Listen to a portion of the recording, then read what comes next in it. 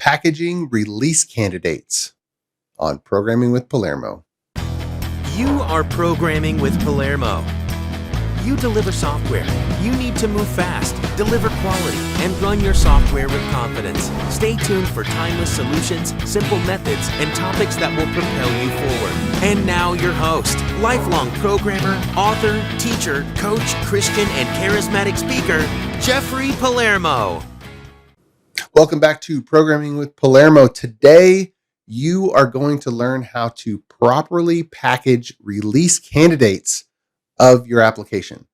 And we are preparing to be able to deploy to a representative environment, a pre-production environment, leading up to eventually going to production. But in order to have something to deploy, we need to package it up in the proper manner. And so we are creating a release candidate.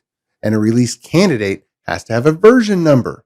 Okay. So we're going to introduce the concept of a version number using the proper pattern, major.minor.build.revision. Okay.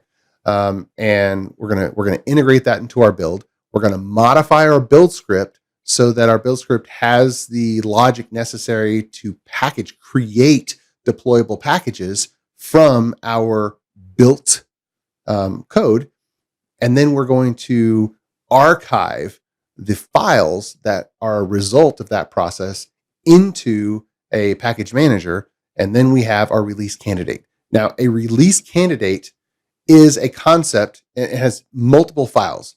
A release candidate is a particular version of a particular application, and it can be composed of one or multiple files, one or multiple deployable components. And in our case, our application has a website, a database, and of course, we're going to package up and deploy our full system acceptance test suite so that we can run that test suite in a fully deployed environment. So we have three things we need to package.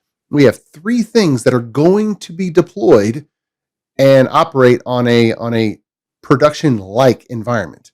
And so we have three. So our release candidate contains three packages. They're all going to be stamped with the name of the application, which is Church Bulletin, and they're all going to be stamped with the version of the application, which of course we get from our build number. So we're going to introduce proper build numbers. We're going to introduce .NET.exe publishing so that we have the right files to package up.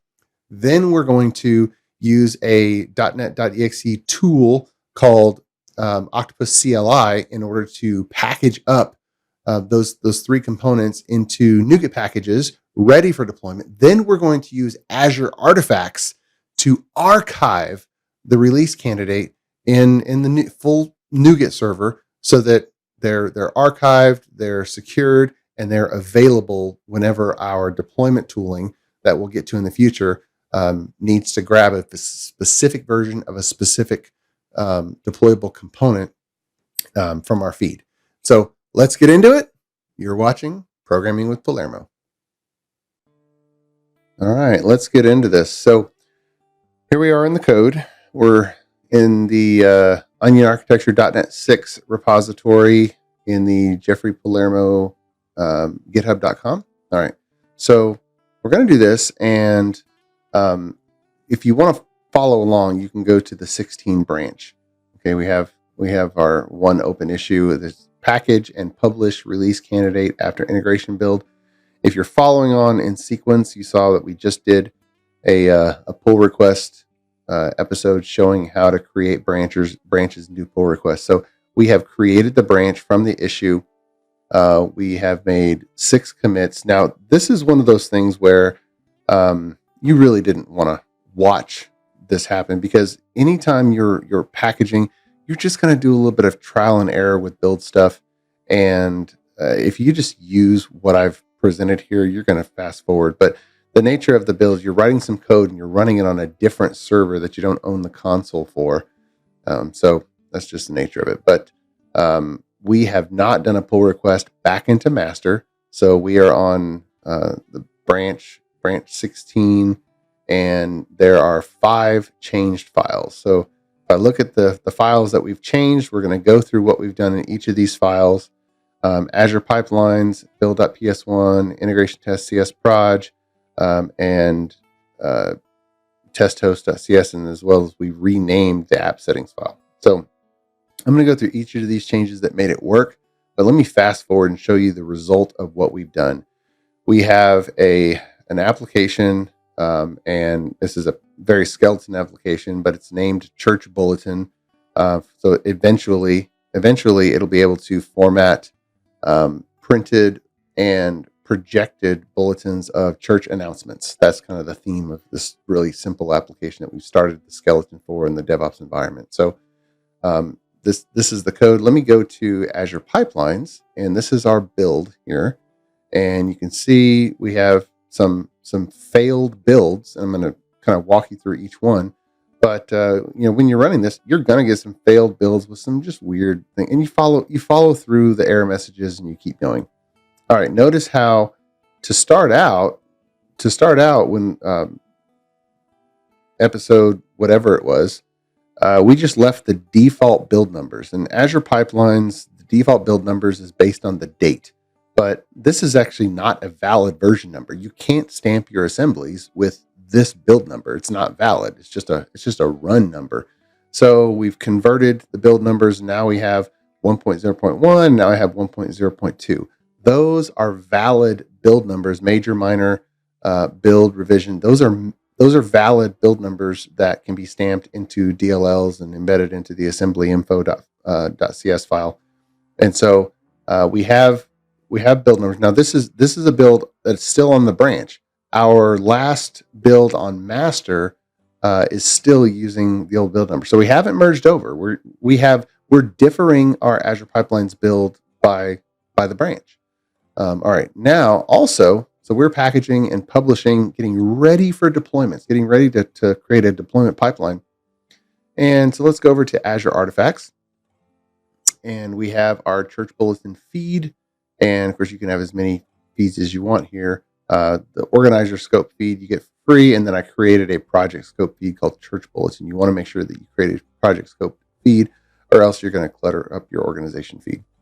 Okay, and of course, everything's public here, so you can just go to dev.azure.com/Jeffrey Palermo, just like my github.com, and you can see that. And so, look, we have 3 deployable packages that are a part of our release candidate 1020. All right, and we can even download this. We can click on it, and we can download the NuGet file. All right, and I've already downloaded it just for expediency, and if I show you. I've downloaded it and I've renamed it to a zip file, and then I've extracted the zip file. So we do this, we open up the directory that is extracted to, we can see all the files, and this is the UI package. So this is a website. So you can see www.root, you can see CSS files that have to be in that directory. You can see for Blazor, we have error.cshtml, and you can see we have our runtime. So all the things that you would need in order to deploy a website. All right, so if we just scroll down and let's just grab our entry point. This is really the entry point. But if we go to properties here and we go to details, it's really, really important here that you be able to see the version number. So let me zoom in here, and you can see that we have 1.0.2.0. Okay. It's really important that this is embedded, and the file description has the name. The product name is Church Bulletin. That's what we put in our build script when we're running the .NET.exe tool. So this is really important. So this is working properly. Okay. So we have proper packages. So this is the website package, and if I go back, I can look at the database package. I want to just show you that one, and you know what? Let me download all of them. And load this one. All right, so let's go back to our downloads, and all we're going to do is now we can use resharpers.peak or the package manager, but we're just going to rename to that, and we're going to extract all right there. Let's do the same thing for acceptance tests here. Zip, go, extract all, go. Okay. So we're extracting. So the database, that's already extracted. We have some things that we don't need in here, but we have scripts. This really is what we needed. We need the aliasql .exe tool, and we needed the database scripts. When run in order, we are going to actually create our database schema, which currently only has one table. All right, so that's that. And if we go to acceptance tests, this has everything necessary to run in unit with our acceptance test suite. And I'll show you, notice how we have multiple app settings. We want to make sure we don't have a collision there. But if we go down to Palermo, acceptance test DLL, let's go to properties, and I'm going to go to the details and notice that we have the file version. So we are actually packaging up the acceptance test suite. Why? Because this is a full system test suite where, to get the full effect, we want to make sure we run these tests against a fully deployed version of our application. So when we start deploying this release candidate to our first environment, which I'm going to call the TDD environment, standing for test-driven development, it is a no humans allowed environment. It is only for test automation, but it has to be a complete deployed environment. And we're going to deploy it on a representative structure in Azure. And then we're going to run these full system acceptance tests. And of course, we expect it to pass. But we want to make sure we run it in that real environment, because there's going to be other variables in play, different permissions, different firewalls, all kinds of variables when you put it in an actual production-like environment. So that's what we're getting to. So let's go through each of the changes. You can see the changes in GitHub, but before I go through the changes, let me show you in Visual Studio. We have our build.ps1 file here, and we have our Azure YAML or Azure Pipelines YAML here. Okay, let me go through build.ps1, the changes first. And I like using Visual Studio because you can kind of see the entire script. But in order for you to see the changes, I'm going to show you the GitHub view. Okay, so for build.ps1, let me just make it as large as I can here. Build PS1. And the changes that we made, we added 2 at the top. We added 2 more paths because we're going to do packaging based on these paths. They're kind of standard in our Visual Studio solution. Programming with Palermo is brought to you by ClearMeasure, a software architecture company that empowers .NET teams to be self-sufficient, moving fast, delivering quality, and running their software with confidence in Azure. If your team has a project that's too important to be delayed or derailed, ClearMeasure can help, while keeping your team in the driver's seat and growing in capability. Click on clearmeasure.com for more information. If you are an architect or .NET engineer aspiring to become an architect, check out clearmeasure.com/careers. Now, back to the show. Then, because you'll see an error, we changed a couple of the write host to write output, because the hosted agents in Azure Pipelines does not like write host. And so the documentation says use write output instead.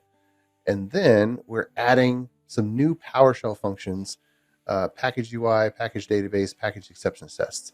And there are 2 commands, .NET publish, which you're probably very familiar with. And these command line arguments are really important to get right.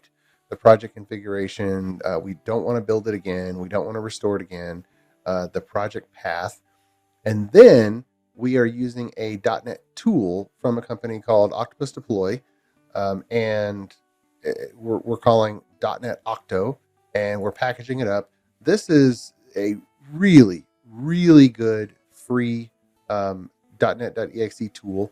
And we're effectively saying, okay, I want to package up this particular version from the publish path, and then we're going to have the out folder of the build directory, and that's pretty much it. Okay, and a particular framework, so x64, and we do that for package database. We don't even need to call .NET publish, because it's only a directory of files. It's SQL scripts and an exe, so we don't actually have to use .NET publish. the files are ready to go.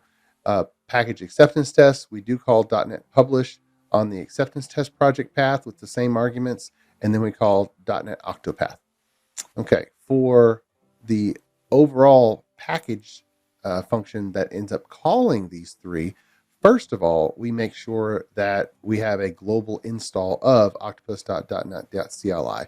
And so that's how we get the ability to call .NET-Octo with a .NET tool install, and then this is an add-in tool, and then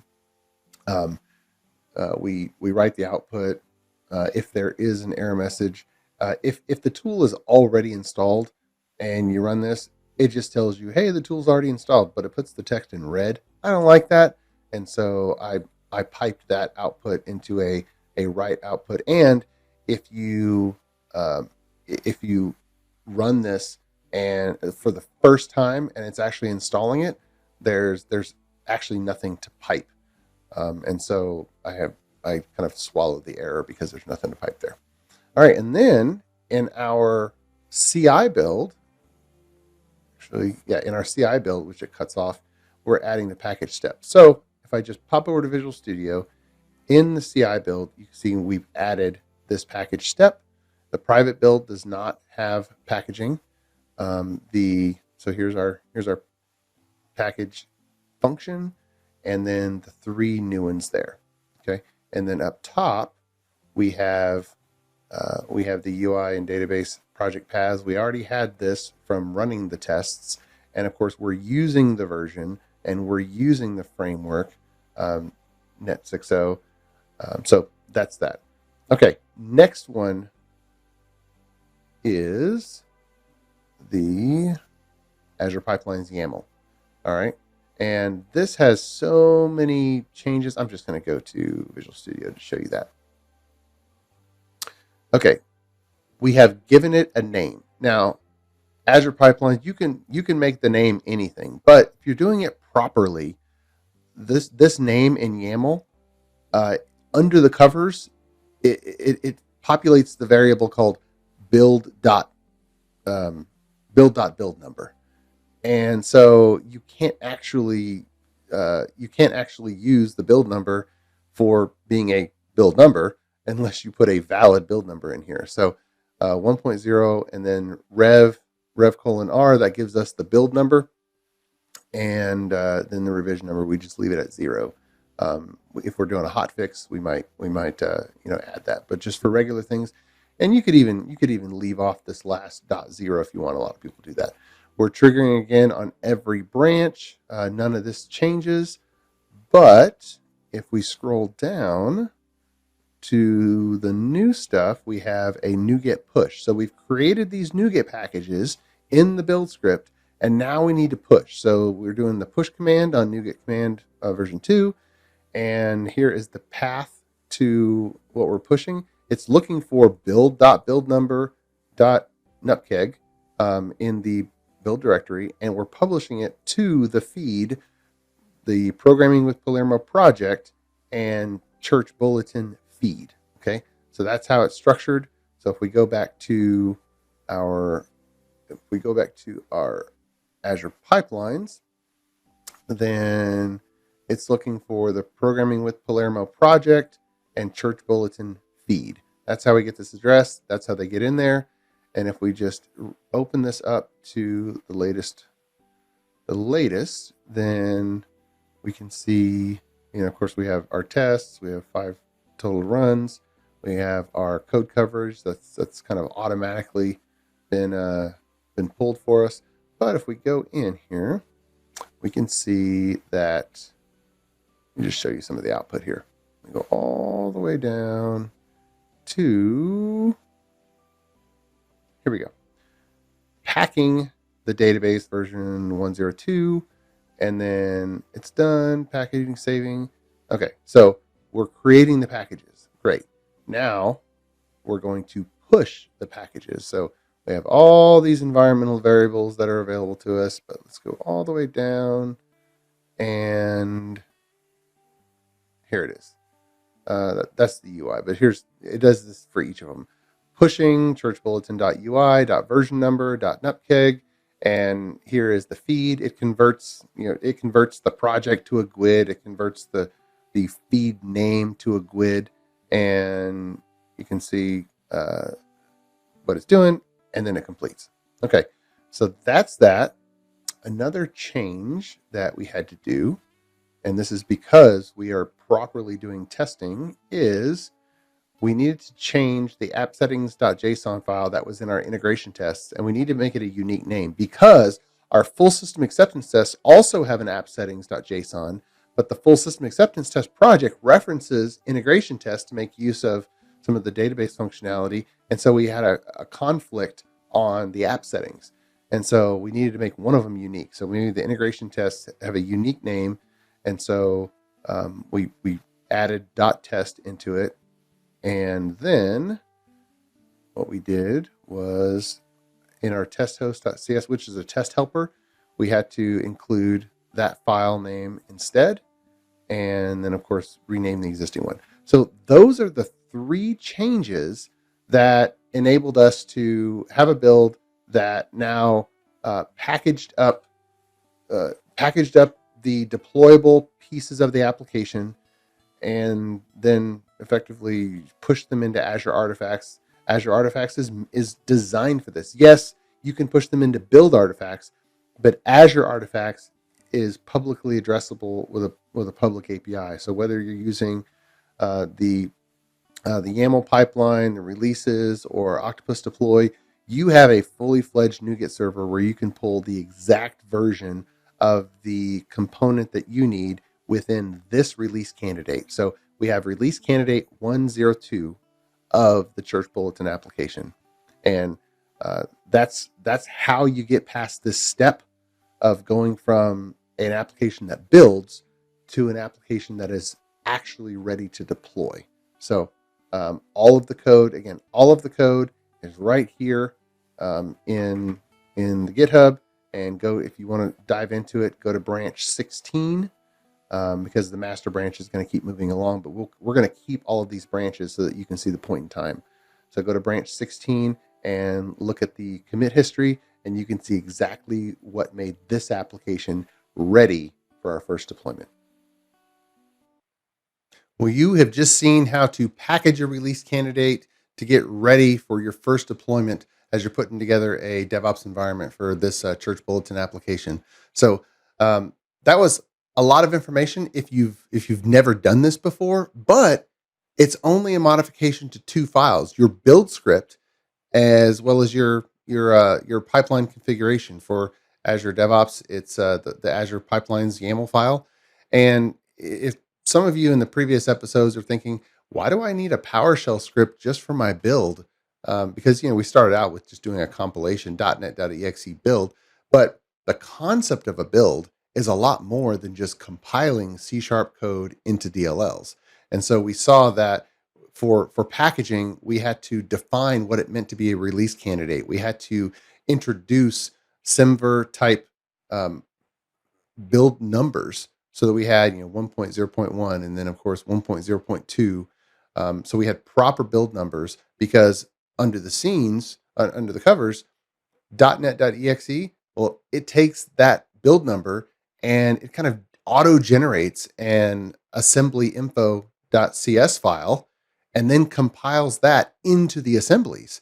And so it's creating file version attributes at the assembly level so that they're compiled properly into the DLL. Because when you're deploying an application, you want to make sure that every single assembly that you're pushing out to an environment is properly stamped with the version number. Because when you are down the road, when we're logging and auditing what a piece of software is doing and pushing it into an application performance management system like Application Insights or Datadog or Splunk or any of the great products out there, what version of which application component that's actually running and executing that code, we need to know that. And so we need that context.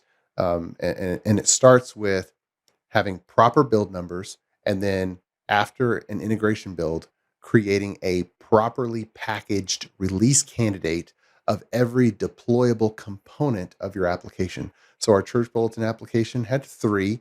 We have our user interface, web application, pretty simple. We have our database schema. Our database has to be deployed. That's 2. And then we have our full system acceptance tests. That has to be run on a downstream environment. And so we actually have to package it up so that it's available to be deployed. We don't just take the version of the tests that are current in the Git repository. No, we need to run the version of the test suite that is the same version as the application that it was designed for. Okay. So it's important that we package it up. And you can see, you saw how simple it was. So go back to the code, look, apply it to your application, and I hope this helps. God bless you, and thank you for programming with Palermo. You've been watching Programming with Palermo, your primary place for highly productive programming protocols and practices. Remember, you have what it takes. You can do this. You are a programmer, formed by God Himself and called to this profession for a purpose. You can catch every episode at Palermo.network as well as syndicated locations nationwide. We're so glad you tuned in. Until next time, may God bless you, and thanks for Programming with Palermo. Programming with Palermo has made a special arrangement with Marketplace Chaplains. Besides programming challenges, we all face issues in life where we need some help. If you'd like, you can call a chaplain confidentially. To speak with a gentleman, dial 512-923-8178. Or to speak with a lady, dial 512-619-6950. The show won't know you called, and everything is kept in strict secrecy. This is a free service, available if you or a friend need it.